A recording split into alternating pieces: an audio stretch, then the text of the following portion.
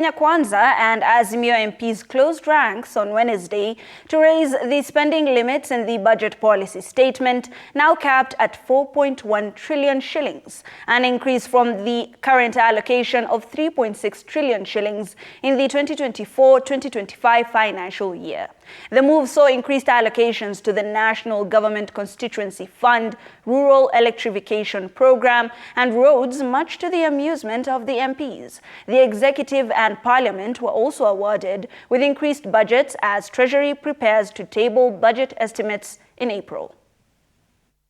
Kenya Kwanza's second budget, anticipated to kick off in July this year, offers no respite for Kenyans from the tax burden. I'm coming there. This is after members of Parliament from Kenya Kwanza and Azimio side closed ranks in the plenary after the National Assembly Budget Committee, led by Kiharu MP Ndindi Nyoro, softened their hearts by increasing the allocation of the National Government Constituency Development Fund (NGCDF) by 8.8 billion shillings, pushing the fund up to more than 61 billion shillings from the current 53.5 billion shillings.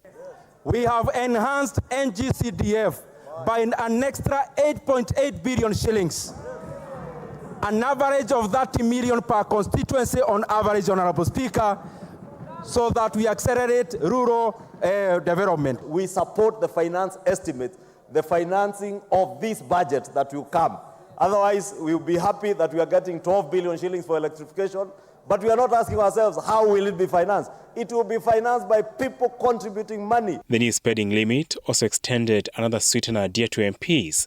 The Rural Electrification Program increased by 12 billion shillings, and the 10 billion shillings shareable revenue allocated to counties, now to be under the charge of MPs. Mr. Speaker, some of the programs that the chairman has also highlighted, Mr. Speaker, are actually pro-people, pro-poor, Mr. Speaker.